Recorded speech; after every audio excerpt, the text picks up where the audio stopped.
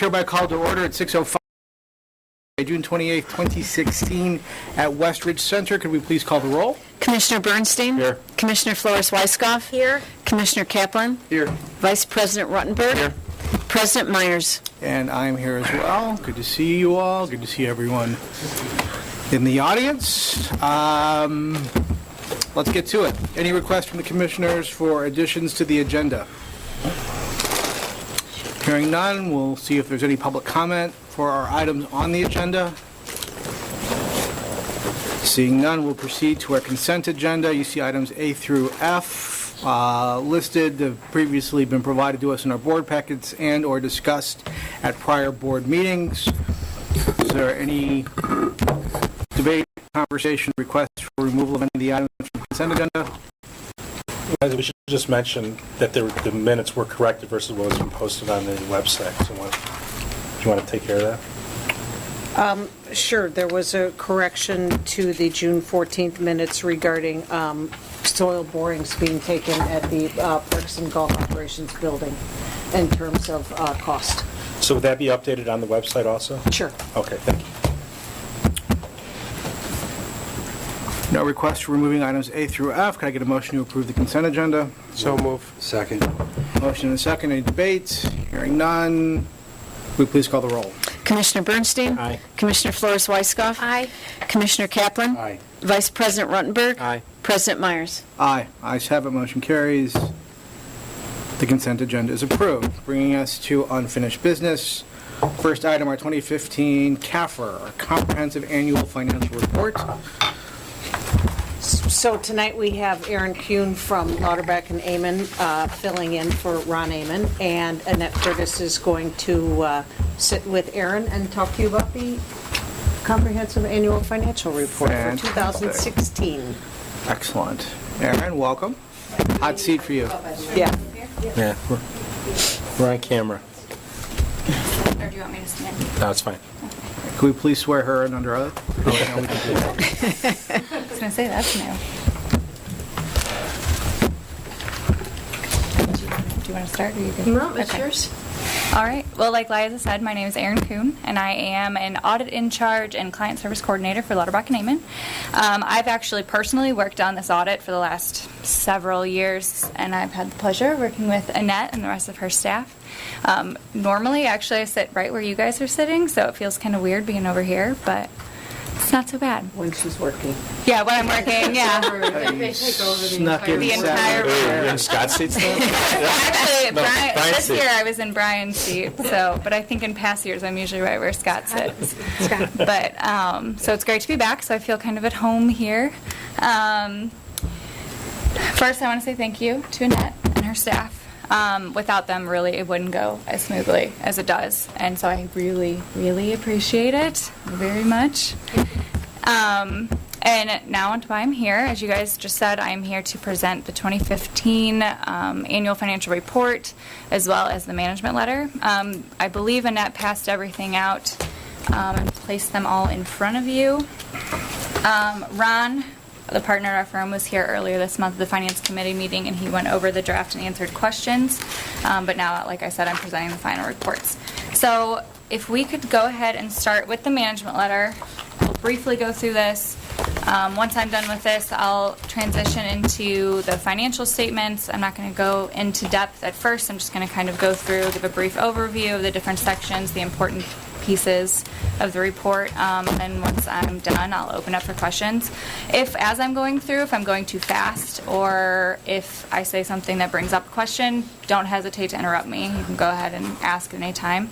Otherwise, like I said, I'll have time for questions at the end. So first, the management letter. For the most part, your management letter is really clean. You only had 2 comments, both of which were brought up from prior years. There were no new ones this year. The first of the 2 comments related to the implementation of GASB 68, which was implemented this year. That deals specifically with the recording of net pension liabilities, and in your case specifically to IMRF. And you can see those changes in the audited financial statements starting on page 3 in your government-wide statements. The other comment relates to an outstanding check write-off policy, and I have recently talked to Annette and Liza, and I know that they are investigating different avenues to take to get this implemented and figure out the best way to move forward. So that's it with the management letter. Do you guys have any questions on that while I'm here, or are we good to move on? I guess this would be a good time to mention that this is the same management letter that was reviewed by the Finance Committee. We've been through Right, this yeah, there were no before, so- revisions to my knowledge, so. Okay, so the Finance Committee has reviewed all of these materials with our auditor directly, and so we're hearing this for the second time, which is fine, but I just wanted to make sure the board understood that this has already been vetted through the Finance Committee, and this is the final version of this, and we did not request, nor have there been any revisions to the version that we saw, and so it was another very good report, very clean report. So that's what we're seeing tonight. So Cal and I have already asked a variety of questions when we sat through the Finance Committee, so I don't think I will burden anyone with those again, really more for our own edification than out of any concern. But if the other commissioners have questions on the management letter or anything else in the CAFR, now would be an appropriate time to ask, so please feel free. Okay, thank you. Okay, no problem. Any questions on the management letter before we move on? Okay. All right, so next report is obviously your comprehensive annual financial report. The main points of this, the first thing I want to kind of bring your focus to is Roman numeral page 7, which is your certificate of achievement. You guys have been awarded this for the 26th consecutive year, which is great, so congratulations. Then if you flip a couple more pages, the next most important part of the audit is our firm's audit opinion on your financial statements. Again, you received a clean opinion, which means that everything presented in the financial statements we believe to be materially correct in all aspects. And so that's the highest audit opinion we can give, so again, good job. Then if you move forward, you will go into, it transitions into the management discussion and analysis section. This is a good section if you want to kind of figure out more specifics of what changed during the year, why they changed. It's more of specific to the happenings within the park district. This is usually prepared by management, which is Annette and her staff. And then we obviously review it and give our final opinion. But this is a good place if you're like, oh, why did something change so much from last year? A lot of times there will be more information in here than we're able to provide in our notes to the financial statement section. So this is a good place to go. Then when you move past that, you will get into your government-wide, your entity-wide financial statements. Those start on page 3. These are your consolidated financial statements. It's all of your individual fund financial statements, which I believe Annette will be presenting in a moment for this month, your treasurer's report, yes. So that's all of your funds kind of lumped in together, and it's more of a long-term focus, so you'll see things in these statements that you won't see on the following statements in your fund statements, and these will be things like long-term debt, capital assets, and things of that nature. So they look a little different, but that's kind of the basic gist of why. Then when you flip to page 6, that's where your fund financials come in. So these are each of your individual funds, your general fund, your recreation fund, debt service fund, and the statement or in the activity with that. And again, those are slightly different.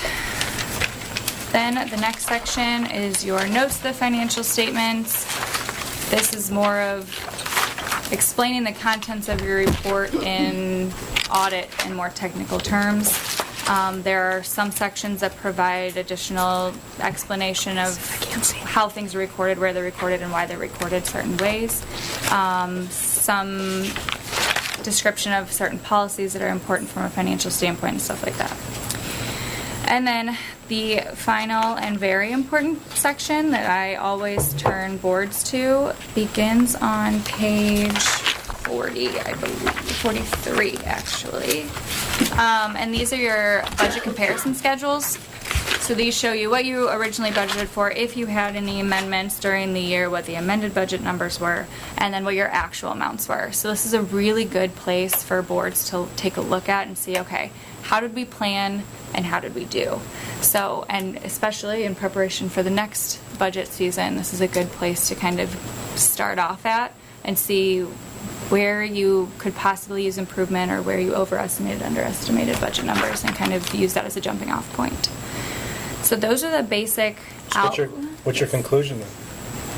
You guys did pretty good. You guys always do pretty good. I don't think you guys went, no, if you were to go over budget, we would have specifically pointed it out in 2 places. One in your management letter and then one in your notes to financial statements. So I don't know if you guys have had that comment in the last several years. So that's good. No, It's we really haven't. Yeah, it's more common than you think for that note to pop up in a lot of our clients' reports, so good job. So that's the basic outline. Does anybody have any more specific questions about anything in the financial statements or in the notes? I just wanted to point something out to the board. If you go to the MD&A on page 4, our change in net position. And please correct me if I don't state this correctly. But one of the things that we've talked about is trying to increase our revenues to rely more on the service charges, the program fees, than on the taxes. And I just wanted to point out that if you'll see from 2014 to 2015, we had a very significant increase in revenue from the charges for services, which is really what we had intended. And we're looking for with a relatively, virtually flat revenue from property taxes. In other words, they stayed very, very level. So we are starting to not only increase the amount of our revenue that we are self-generating, but you'll see also that for 2015, we had more in charges for services than we had in property taxes. We are now more self-financed than we are financed from the public, which is a wonderful place for us to be. And I would just also point out happily that not only did our total revenues grow significantly from $17.6 million in 2014 to $28.5 million in 2015, but if you look at the net position ending, we've gone from $39 million to $51 million. So all very positive numbers. So congratulations to all of you. Last, congratulations to you and your staff. This is a tremendously good report, and thank you for the clean opinion saying that these numbers actually mean something. Any additional questions or comments? Okay, thank you very And thank you, much. Finance Committee. Yeah, we spent a lot of time on this budget. with the Finance Committee. A lot of time. A lot of time, so A lot of I time. I have no more questions. Really? I asked a lot at the Finance Committee. Again, a good thing. Yeah. All right, Aaron, thank you very Well, then much. that concludes my Anything? presentation. Do you have anything else before No, we leave? I don't. I think we covered it all. Well, thank you all for your time. Thank you. Thank you. Thanks, Aaron. Good news always goes very quickly. It's the longer conversations that are always slightly troubling. Yes, yes. All right. They haven't been all going as smoothly as that, so that's good. Annette, while you're up there, Grab my reports. did you not bring your materials to class? You too. Thank you. Oh? We forgot one thing. We do need to approve the audit. Oh, yeah. Thank you. Good catch. Good catch. Oh, all right. So hang on for a second. While we're on the subject of the audit, could I get a motion to approve the 2015 Comprehensive Annual Financial Report? So moved. Second. Motion and second. Any discussion on the motion? Hi. Oh. Apparently, yes, there is discussion on the motion, or you're a pirate. I was ready to approve it. Can we call the roll, please? Commissioner Bernstein? Aye. Commissioner Flores Weisskopf? Aye. Commissioner Kaplan? Aye. Vice President Ruttenberg? Aye. President Myers? Yeah, we're good. Count them 5-4. Okay. Motion carried. So, that then brings us to our treasurer's report. You know, my report is going to be kind of short today because, It's nice out. well, it's nice out and we all want to go. No, a lot of what I would like to be discussing, staff is going to be doing under new business, so I didn't feel that it was necessary to repeat it all. Sure. But I would like to address property tax appeals. I know the board has been looking for an update on that. So as of the beginning of this year, the district has received 20 tax appeals. These are appeals are when homeowners are filing an appeal about the assessed value of their home, so it's not necessarily something we can control, but it is them questioning the assessed value, and I shouldn't say of their home, it would be any property within the district. So we have been notified that there have been 20 appeals filed to date, 15 from homeowners and 5 on commercial property. In that appeal notice, I see what the appeal is and then what the property owner is claiming is the difference, the assessed value of what they think it should be compared to what it is. And so I evaluate, basically it's just a comment, taking a calculation, taking that difference, multiplying it by our tax rate, which I just want to remind everybody is 0.52% for the year. So you do the math, and that becomes the effect to the district if this appeal is to go forward and they're actually to receive it. Our tax revenue would be reduced by that calculation. To date, the average reduction is $650 per PIN number, so per property identified. Of the 20, it comes to about $650 per PIN. Some are more, some are less, but the total to date is about $13,000 that we would be looking at of lost revenue for the district. And when you realize that our levy is $10 million, that amount is 0.29%, so it's almost becomes immaterial.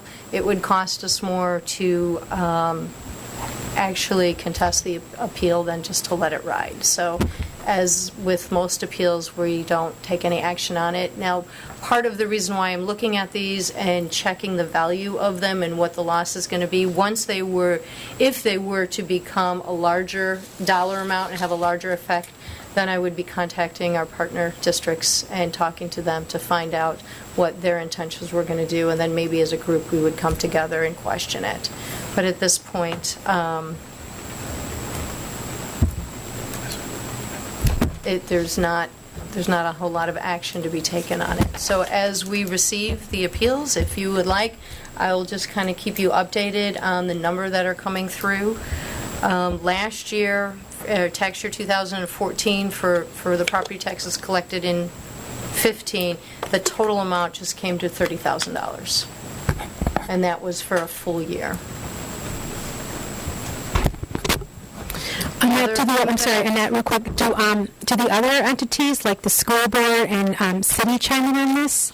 The school board, yes, they watch it even more so than we do because they are, fully funded through property taxes. They would be the first place that I would go to if I thought that one of these was out of line and was going to have a huge impact on us.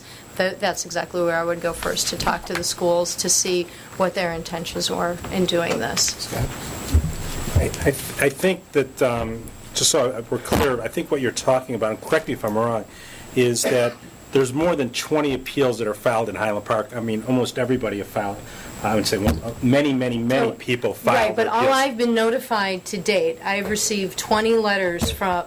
But what's my understanding is it's only when someone's asking for a significant amount of relief, i.e., I think less than one-third of what more than one-third of what their assessed valuation is, then at that point the assessor notifies all the taxing bodies and gives them an opportunity to object.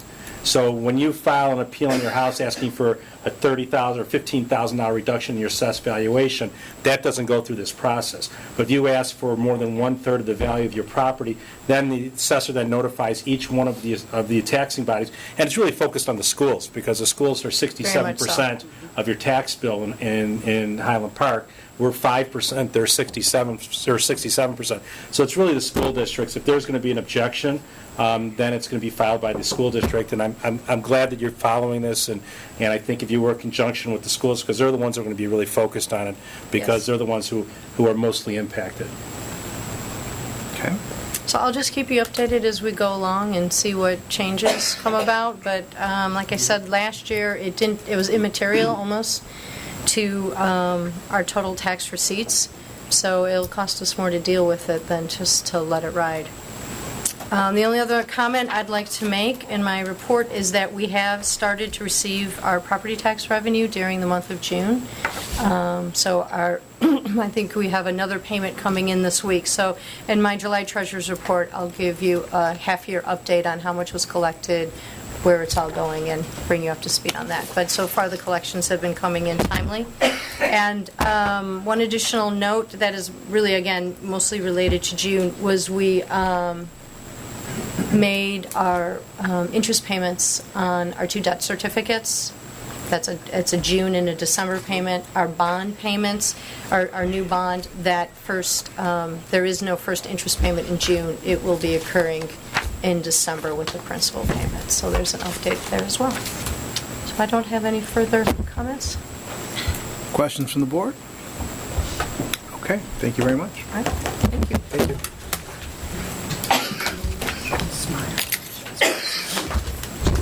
Okay. So I have to wait. Got it. All right, so that brings us to new business. I'm going to take these in a slightly different order, but we will still get to all of them. I'd like to start with our North Shore Plus check presentation for Smile. And that would be Chris Malazewski You said it right. to Thanks, present. Brian. I was just going to go with Chris. That's good enough, too. I've been called worse. So It's good evening, Chris everyone. M. How's That's that? right. That's perfect. Good evening. Thanks for having me again. For those of you that don't know, North Shore Plus is a local company based online that provides discounted goods and services to local businesses. A unique feature of North Shore Plus is they have a charitable arm called North Shore Plus Cares. From some of their quote-unquote deals, they then give back to local charities. Earlier this year, North Shore Plus partnered with Once Upon a Bagel here in downtown Highland Park on a discount promotion in which they've decided to give back $2,500 to our Smile Fund. Tonight I'd like to welcome Michael Weinberg, President of North Shore Plus, Susie Cohn, Director and Vice President of Community Development and Charity, as well as Oscar Garcia from Once Upon a Bagel to present the $2,500 check to the Park District of Highland Park Smile Fund. Fantastic. Okay. And anyone else that wants to know. Hi, Oscar. Good to see you. But no bagels. No bagels. I tried, Bernie. I tried. No bagels? I had a bag for y'all. You get a discount after 4 o'clock. All right, everyone smile. And one more. Don't do that. Great, thank you.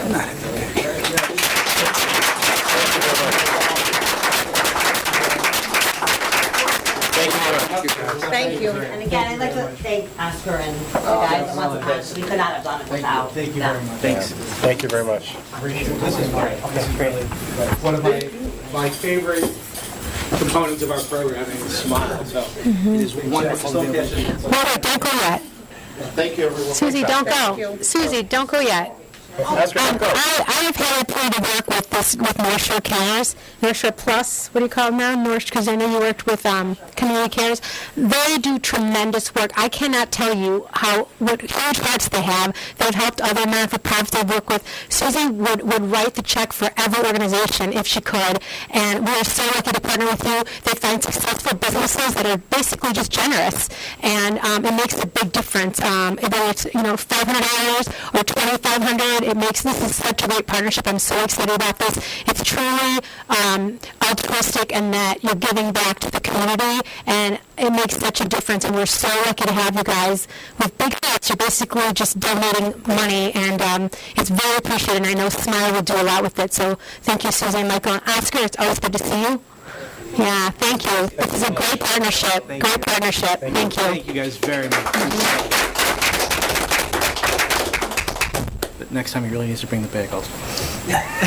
And a schmear. Got it. Part of our Carbs for Kids program. Well, we're on the topic of Smile. Currently, to date, we have $19,000 raised for the Smile Fund, compared to last year for the year total of $5,249.81. These monies have been raised through various functions as of late, including the Daddy-Daughter Dance, in which we did a coat check, the 2016 Champions Banquet, in which Fergie Jenkins was present as our keynote speaker. We've sold dance show photos, as of late, the Rock and Rosewood event, which Kathy's going to talk a little bit more about later, and more exciting events to come. It's terrific. Great. Thank you. Fantastic job, thank you. Now, you got to figure out how to get that into the ATM, okay? All you do is take a, like Yeah, just take a picture and, Scan it. you just have to hold the camera One of those way up. panoramic photos. That's funny. Scott, you stand on the ladder and take it. All right. So then we'll go back in regular order. Our summer program and event update. Kathy. all right. Hi, everyone. You have a long list there. We're busy. Thank you all for having me. I'm here to just talk about, now that we're in summer, we're in our event season. So we kicked off our event season. We had our first ever summer concert down at Rosewood Beach. It was really great. We had a local band perform called Saturday June, and we had about between 75 and 100 guests come for the night. It was a free event with an opportunity to donate to Smile upon arrival. So we had some very generous guests, and we collected a total of $353 for our Smile program. And the crowd was very happy to be at the event. It was very well received. So we're looking forward to see what other kinds of things we can do down at Rosewood. So, of course, coming up now is 4th of July. We're looking forward to a lot of really great events. It's going to be a busy 4th of July season. The first event to kick off the 4th of July will be the Firecracker Baseball Tournament. So Chris is going to come back up and tell us what's going on at the baseball tournament. I'm back. We missed you. Did you bring Did a you miss check? me? Did you bring a check? Yeah, I brought another one. No, did you bring bagels? Right. Starting tomorrow is our annual Firecracker Baseball Tournament, which is drafted of teams from local North Shore communities as well as far as Kenosha and Elk Grove. Games will be played at Sunset Woods Park, Westridge, and Danny Caniff. This year we're providing age groups 9s, 10s, and 11s, and we have 26 teams participating. Last year in 2015 we had 13, so quite a big boost in local participants. And excitingly, we have a sponsor this year. Jacqueline G. Rosen Orthodontic Care here in Highland Park was kind enough to provide T-shirts for all the participants, so all the youngsters are going to walk away with a Firecracker Baseball Tournament T-shirt, and we're very excited about it. Hopefully the weather's good, and we can go from there. I think it's great that you doubled the number of teams. Yeah, we're excited, so as long as weather holds off. Must be nice. Yeah, it's supposed to be good. Thank you. Thank you. Thanks, Chris. So following the baseball tournament, we have the Firecracker 5K and 2-mile walk for Smile, which Mitch Carr oversees, so he's going to tell us what's going on with the race. Notice how Kathy has manipulated this so Yeah. she doesn't have to talk. Well, we figured it's like a newscast. Yeah. I said it out loud. You bring the new people in, you know? This is the drunk uncle.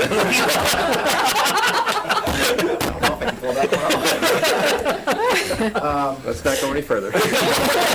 We like to think of it as a team effort. Thanks, Kathy.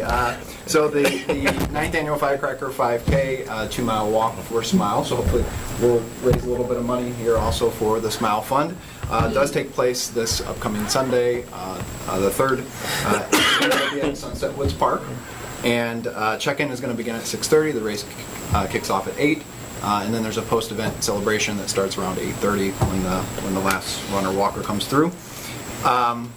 Registration is still open. Right now, registration, we're up to 124. Last year at this time, we were at 105, so we've seen a pretty good increase. Last year in total, we had 166, so at this pace, we should hopefully hit that number, if not eclipse it. Registration online or in person at the Rec Center is available through Saturday at 6 p.m., and then there is also day of registration, but there's an additional $10 fee for doing day of registration. You're all registered for the walk. Yes. Thank you. Any questions? Thanks, Hand it Mitch. back over to Kathy. Did you say it was at Sunset Woods this year? Yeah. Start and finish? Start and finish that. Yep. Okay. Thank you. I was going to show up at The wrong ones. We would have guided you. I'm glad you listened. Take notes and everything. So immediately following the race, the next day, of course, is 4th of July. So the Independence Day celebration will kick off at 9:30 in the morning with the Children's Bike and Pet Parade, and then immediately followed by the main parade. The theme this year for the parade is recognizing the 75th anniversary of Pearl Harbor. Our World War II veterans will be honored at the parade, and they will serve as the Grand Marshals. The parade will, of course, conclude at around 11 a.m. It'll end at Sunset Woods Park, where we will begin Fourth Fest, our annual 4th of July festival. We're looking forward to some changes. This year we have a new band called Rod Tough Curls and the Bench Press. They are a very lively band, very patriotic. They do a lot of cover songs that everyone knows, so it will be a very lively performance. We will have a second stage where, again, Saturday, June, who was so well received at Rock and Rosewood, will perform on the second stage, as well as a Bitter Jester Battle of the Bands contestant will perform on that same stage. We currently have the unlimited ride and game wristbands on sale for a pre-sale discount of $15. Those can be purchased at Westridge Center, the Recreation Center, and then we are being sponsored again by Highland Park Bank and Trust, so wristbands can also be purchased at both of their bank branches. Wristbands and individual ticket sales can, of course, be purchased on the day of the event, so nobody has to miss out. There will be an additional charge for on-site purchase of $20 for the wristbands. We will also have food and beverage available for purchase, so we have a lot of Highland Park restaurants that are getting involved that we're looking forward to having. We will, of course, have an opportunity for our guests to donate to Smile through our beverage sales. Those proceeds will go back to our Smile program. And new this year, we're having some of our athletic staff in the dunk tank, so if anyone donates to Smile at the dunk tank booth, they get a chance to dunk some of our athletic staff, so it should be a lot of fun. Can we make requests? Sure. Since when? In keeping with tradition, of course, you have to have 4th of July fireworks, so we will conclude the festivities at between 5 o'clock and 11 p.m. at Walters Field with the Bitter Jester Battle of the Bands performance and, of course, fireworks. Fireworks can also be viewed at the pool at Hidden Creek Aqua Park, and the $5 admission fee will benefit our Smile program. So that will be 4th of July for us. But we still have more events this year after 4th of July. We will continue the summer celebration. We have a new movie series. We named it Movie Under the Stars. So it's going to start at Rosewood Beach on July 15th. We'll be showing The Sandlot. And then on July 23rd, Hidden Creek Aqua Park will be showing The Minions. Heller Nature Center will be showing WALL-E on August 19th. All of these events have a suggested admission fee of $5, which again will go to our Smile program. Great. And that'll wrap up our summer events. Does anyone have any questions? Sounds like fun. A lot of fun. A lot of fun. A lot of work, too. Thank you. Thank you. Thank you for having It's going to me. be perfect weather for every one of those events. No, without a doubt, it always is. Yes. It never rains. So can we make requests as to who goes in the dunk tank? I don't see why not. Just don't pick me. Make sure the water is really cold. We have some of our really fun counselors and some of our athletic staff who love doing it, and the kids get a kick out of it. So They do. Sure. we usually have the dunk tank, but this year we're changing it up a little. We're going to put the coach in there. So while we have you with us, would you mind giving us an update on the summer camps as well? Yeah, I'd be happy to. Can't talk about summer without talking about camp, of course. So the camp season for staff kicked off on June 15th, which was the first day of in-service. We did it at the Highland Park Country Club this year. We had approximately 125 staff go through training, and about 60% of that staff was returning from 2015, which we were really happy to have them back. Those that we lost, we miss them, but we're happy that they've moved on into their desired career paths. Camp officially started for campers on Monday, June 20th, and as of the first day of camp, we had 1,061 participants, which is compared to 1,067 campers on the first day in 2015. However, we are really happy to see we had a significant increase in participation at our Girls Play Strong camps, our Spotlighters camp, and Junior Varsity Sports camps. We are still taking registration for second session and our mini camps, which take place on August 8th. And then based on that, staff is happy to be projecting that we are on track to meet our budget and financial goals. And then we'll be happy to report more detailed final numbers at the conclusion of camp. Excellent. Are people having fun? I would say so, yes. Okay, kind of the most important thing. The most important, safe and fun so far. So far, so good. More questions, comments? Big smiles? There we go. Thank you, everyone. Thanks, Kathy. All right, we've done the smile presentation, so that brings us to the director's report. And I think that you heard from Kathy and company, many of the events for the summer. A couple of other items. The weekend of July 13th and 14th, 12th and 13th, we will be holding the 50th North Shore Amateur Golf Tournament at Sunset Valley. And What weekend is that? it's the weekend of the 12th and It's the 16th and the 17th. Did I get it wrong? You said Yep. 12 and 13. The 16th and 17th. Thank you. I should write the date down next time. I had it in my head as the We're all here. 13th. So at any rate, this is a golf tournament that we've had at Sunset Valley for the last 50 years, and it used to be a tournament that attracted probably a couple of hundred golfers back when golf was in its heyday. And we have made over the as golf declined, so did the numbers in the tournament. And we have made a really concerted effort over the last 2 years to try and instill more participation, and we are happy to report that our efforts are starting to pay off.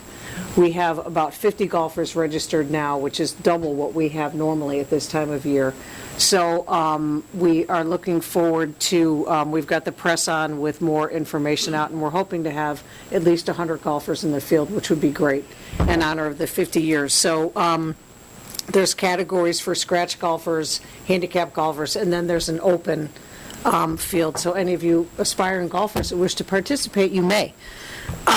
So that is at Sunset Valley. Also this weekend at Sunset Valley, they are doing foot golf, which is another type of golf activity that has been designed to try and attract more people out to use public golf courses. And it's basically a bigger hole and you're using your feet, in case you want to try that or not. So that's 6 o'clock Saturday night. And other than that, I do want to note that this Sunday, on the Mike Nowak Show, which is it's on AM radio, it's 1680, our own Rebecca Grill is going to be featured, and she's going to be talking about environmental issues, and in particular, what the work that we have done in our ravines, and then also just some public outreach. So Rebecca will be on the radio line on Sunday morning, if you wish to tune in. What time? Between 9 and 11. Great. So when you're done walking, you can Yeah, well, put your we'll be radio on and listen to Rebecca. So that's kind of a cool thing. And then I just also wanted to note that we are continuing work with our golfing advisory board regarding Sunset Valley, and we have another meeting coming up on July 13th. Maybe that's why that date is in my mind. So, Good way out, yeah. yeah, but I think that, this, we've kind of coined this as the long, hot summer, because we think it is it's already been a hot summer, and we'll see how it goes. But I think that we're ready to meet the challenges that summer brings, and we look forward to, as we say, a safe and happy summer for all. So that concludes my report. Thank you. Questions, comments? Okay. Next item is to invite the public to address the board on any topics. If anybody would like to speak, now would be a good time. Say whatever you want. Yes, ma'am. Is the board aware that it has been suggested to move the senior center to the library? I believe I did hear that rumor, yes. They're going forward with finding out how seniors feel about it and whether they are interested in it happening. But one of the issues is parking. And I believe some of that land belongs to the park district around the library. Okay. So, Well, we'll take it under advisement. I just mentioned that. okay, well, obviously, it has been a long-standing desire on the part of the park board to work with the seniors to find an appropriate accommodation. We've looked at a variety of different areas, we've spoken with the city about it, so if this is something that the seniors would like to pursue, please make sure that we're, right, please keep us in the loop on that. We certainly, if that's what the right answer is, we'd be happy to see what we can do to help make that happen. I continue to think there's some better alternatives, but that's a conversation with some different government entities. Thank you. Anyone else? Okay. Well, that was a very efficient meeting. Can I please get a motion to go into closed session pursuant to the following sections of the Open Meetings Act: 2C1, 2C5, 2C6, 2C8, 2C11, 2C21, and 2C29. So moved. Second? Second. Call the roll, please. Commissioner Bernstein? Aye. Commissioner Flores Weiskopf? Aye. Commissioner Kaplan? Aye. Vice President Ruttenberg? Aye. President Myers? Aye, we are in closed session. Thank you all very much. Thank you. Thanks for coming out. Kathy, that was a great report. It's a good report. Thank you.